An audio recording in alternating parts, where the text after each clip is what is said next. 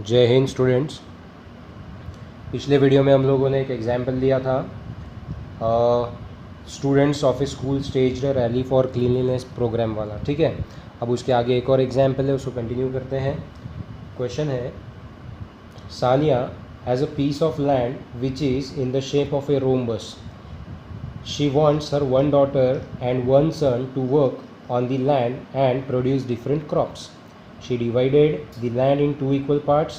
If the perimeter of the land is 400 meter and one of the diagonals is 160 meter, then how much area each of them will get for their crops. ठीक है, मैं आपको question समझा देता हूँ। Question क्या है कि सानिया नाम की एक फार्मर है, उसके पास एक रोम्बस शेप्ड का फील्ड है।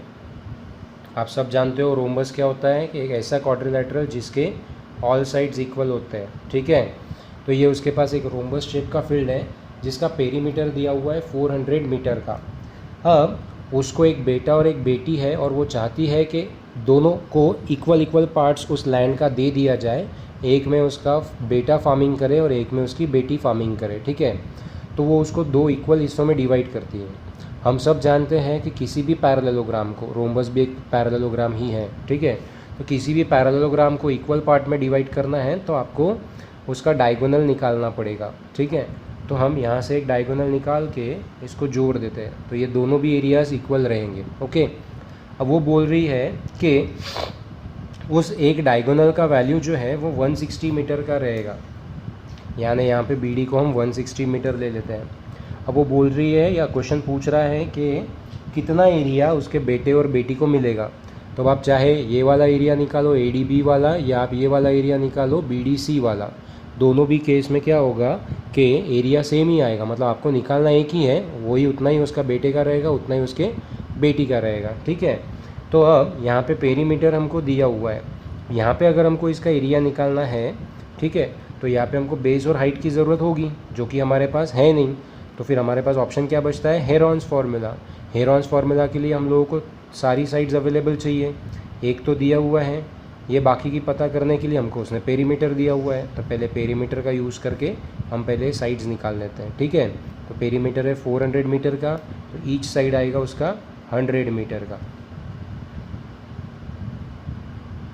ठीक है, तो अभी हमको निकाल के दिखाना पड़ेगा, अभी तो हमने वहाँ फिगर में लिख लिया है, तो यहाँ लिखेंगे late quadrilateral ABCD be a rhombus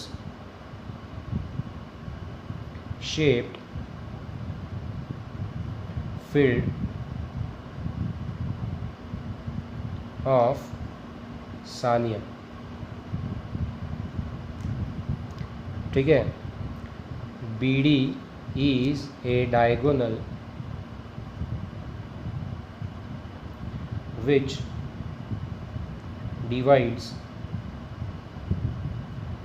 quadrilateral ABCD in two equal areas and BD is equals to 160 metre. यहाँ तक आ गए हम लोग। ठीक है, अब हम बोलेंगे now perimeter of ABCD is equals to 400 metre, जो कि हमको गिवन है। ठीक है, अब यहाँ पे हम फॉर्मूला रोम्बस का क्या लगाएंगे, 4 multiplied by side is equals to 400। तो साइड, अब यहाँ पे इसको S ना बताते हुए A बता देते हैं, या X बोल दो, क्योंकि हम SABC हम लोग लेने वाले हैं हेरॉन्स फार्मूला में, तो कंफ्यूज हो सकता है, इसलिए यहाँ पे हमने अल्फ़ाबेट चेंज कर दिया। तो ये आ गया 4 into x is equals to 400, x is the side. ठीक है, तो यहाँ पे लगे तो लिख दो x is equals to side of rhombus. ठीक है, अब x इज इक्वल टू आएगा 400 डिवाइडेड बाय 4, तो x इज इक्वल टू कितना आ गया, 100 metre. x is equal to कितना आ गया, 100 मीटर। ओके, अब हमारे पास में साइड्स अवेलेबल है सारे ट्राइंगल्स की, तो अब हम हेरॉन्स फार्मूला लगा सकते हैं। तो हम जाएंगे, now we have area of triangle ABD equals to area of triangle BDC. Okay, and in triangle ABD, let A is equals to 100, B is equals to 100 and C is equals to 160 meter. Therefore perimeter of triangle ABD would be equals to A plus B plus C, which is equal to 100 plus 100 plus 160, comes out to be 360 meter. ये perimeter आ गया. तो therefore S is equals to semi perimeter is equal to कितना आएगा, perimeter का half, which is equals to 360 by 2, comes out to be 180 metre. अब हम Heron's formula लगाएंगे. Therefore by Heron's formula, therefore by Heron's formula area of triangle ABD is equals to under root S into S minus A, S minus B, S minus C. ठीक है, यहाँ पे values put करना है. अब values put करने के लिए हम लोग यहाँ पे लेंगे S का value 180 multiplied by 180 minus A आएगा 100, फिर से 180 माइनस आएगा 100 और S माइनस C, तो ये आएगा 180 माइनस C का वैल्यू आता है 160. अभी इसको सॉल्व करिए. तो ये मैं आपके ऊपर छोड़ता हूँ, आप इसको सॉल्व करिए, मैं आपको फाइनल आंसर बताऊँगा इसका कितना आता है. ठीक है, तो इसका आंसर आएगा 4800 मीटर स्क्वायर. तो आप बोलोगे therefore both the son and the daughter of Sania will get an area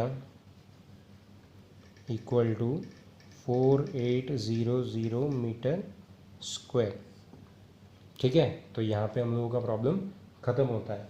okay, तो ये इस कड़ी में लगभग लास्ट प्रॉब्लम था. अब इसी में मैं आप लोगों को एक्सरसाइज 12.2 होमवर्क दे रहा हूँ, जो आप लोगों को सॉल्व करनी रहेगी. इसके अंदर में टोटल 9 प्रॉब्लम्स हैं. ठीक है, तो इसलिए मैं अब ये आप 9 प्रॉब्लम्स को सॉल्व करने के लिए लगभग आपको एक दिन में तो वैसे हो जाना चाहिए, बट आप करते नहीं हो, इसलिए मैं 2 दिन का टाइम आप लोगों को दे रहा हूँ. उसके बाद मैं 2 दिन बाद फिर यहाँ पे इसके सॉल्यूशंस को अपलोड करना शुरू करूँगा. ठीक है, तो तब तक इस वीडियो के रिलीज़ होने के बाद 2 दिन आपके पास में टाइम रहेगा, जहाँ पे आपको 12.2 एक्सरसाइज कंप्लीट करनी है. ठीक है, और फिर मैं उसका सॉल्यूशन 1 बाय 1 वीडियो के अंदर मैं आपको समझाऊँगा. ठीक है, तो तब तक के लिए अपना ख्याल रखिए. Okay, take care and all the best for the homework. अभी मैं आपको होमवर्क दे रहा हूँ, आपके सामने स्क्रीन पे मैं ला रहा हूँ. आप उसका स्क्रीनशॉट निकाल लीजिए अगर आपके पास NCERT की टेक्स्ट बुक नहीं है तो. इन केस है तो वेल एंड गुड, आपको स्क्रीनशॉट निकालने की ज़रूरत नहीं है. ठीक है, तो स्टूडेंट्स आपके सामने अभी मैंने टेक्स्ट बुक रखी है. ठीक है, मैं इसको पोजीशन थोड़ी चेंज करके देखता हूँ. आपको जिस जगह पे कंफर्टेबल लगे आप स्क्रीनशॉट उसका ले सकते हो. अब प्रॉब्लम यहाँ पे ऐसा है कि लॉकडाउन सिचुएशन की वजह से यूट्यूब ने भी अपना स्ट्रीमिंग क्वालिटी को थोड़ा कम किया हुआ है, इसलिए हो सकता है कि क्लैरिटी आपको प्रॉपर तरीके से ना आए. आपको कुछ एडजस्टमेंट करना पड़ेगा, कुछ चीज़ें अपने मन से थोड़ा सा एडजस्ट करके ही आपको प्रॉब्लम सॉल्व करने पड़ेंगे. ठीक है, सिर्फ कॉर्नर के जो वैल्यूज़ हैं मैं आपको बता देता हूँ क्या है. आप उसको बराबर से जहाँ पे आपको कंफर्टेबल लगे स्क्रीनशॉट लीजिए और जूम करके देखिए, आपको समझ में आ जाएगा. ठीक है, ये मैं इसको थोड़ा सा ऊपर नीचे करके बता रहा हूँ आपको. अब मैं कॉर्नर की वैल्यू आपको बता देता हूँ जो दिखाई नहीं दे रही है. यहाँ पर आप देखिए, ये BC is equals to 12 metre है, यहाँ पर CD is equals to 4 centimetre है. ठीक है, यहाँ कॉर्नर में फाइंड लिखा हुआ है, यहाँ पे इफ़ दी साइड्स ऑफ ऐसा लिखा हुआ है, और यहाँ पे स्टैंड्स ऑन दी बेस ऐसा लिखा हुआ है. तो ये उतना कुछ इंपॉर्टेंट नहीं है, वैल्यूज़ आप नोट कर लिए होंगे. ठीक है, अभी नेक्स्ट पेज पे रिमेनिंग प्रॉब्लम्स है, ये तो शायद आपको क्लियरली दिख जाए.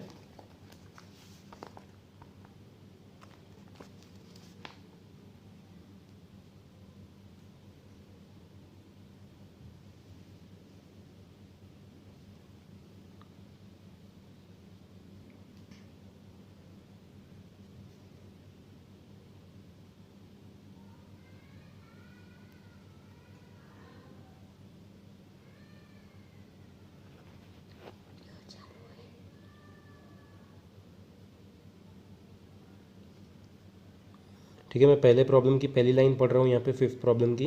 अ rhombus shaped field has green grass for 18 cows to graze if each side of the rhombus is 30 metre and its longer diagonal is 48 metre, how much area of grass field will each cow be getting. ठीक है, बाकी का आपको समझ आ रहा होगा, थोड़ा बहुत हाइपोथेसिस लगा के आप इसको कर लीजिए। ठीक है, यहाँ पर 10 ट्रायंगुलर पीसेस लिखा है, ये 20, 50 और 50 सेंटीमीटर है।